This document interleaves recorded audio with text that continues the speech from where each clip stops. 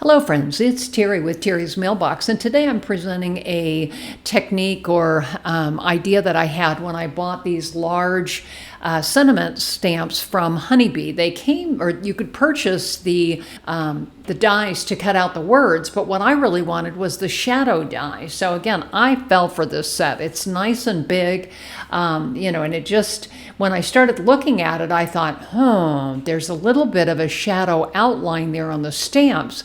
And I wondered if I could lay them out on a piece of cardstock and trace the outline and then use my ScanNCut to cut it out. So that's exactly what I did. Now, I did have to have the stamps upside down so that when you cut, it's actually from the back side, but it works beautifully.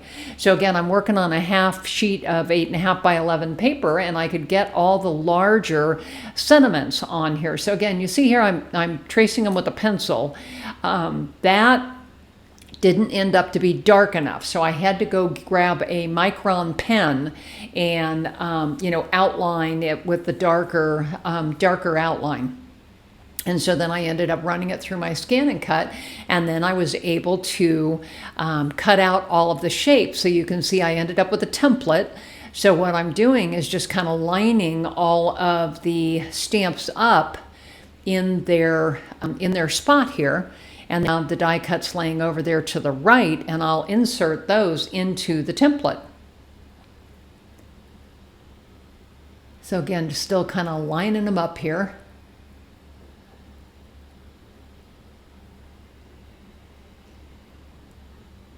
So I've almost got them lined up here. What do I have? 2 more to put in. They were pretty easy to line up, actually.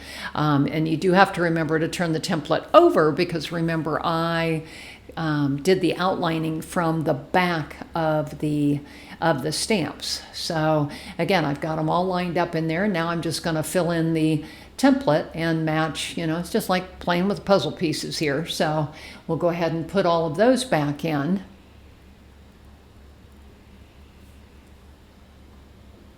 And so I've got them all on my MISTI. So I'm going to grab my little embossing powder dispenser there that I love.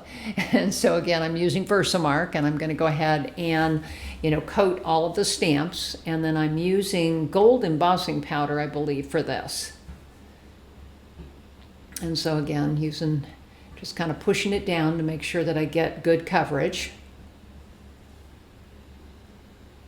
And some of them did pop out a little bit, but hey, that doesn't matter once I've got them stamped. So again, picking them up with my tweezers, and I'm just kind of heat embossing them. So I was real happy with the shape of the shadow dies on all of these. I thought they were really, they really turned out well. And so now I'm thinking I'm going to have to go back and buy the outline dies that just kind of show the words, or just cut the words out. But that'll be another day. So then I also I did multiple ones. Here I'm just using Versamark black pigment ink and doing it. So I finally did order one of those sticky sheets to put underneath my die cuts. I just received it the other day, but didn't have it when I did this film. So again, I'm just kind of putting WOW clear embossing powder on it. So I'll kind of do a bunch of these, and then I'll pull out my my heat tool.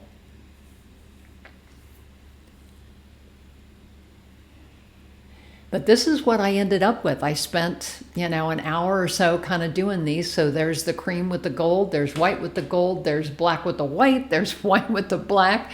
But I got a whole stack of sentiments. And then I also stamped the smaller sentiment strips to go with them. And so I keep those all in a bin.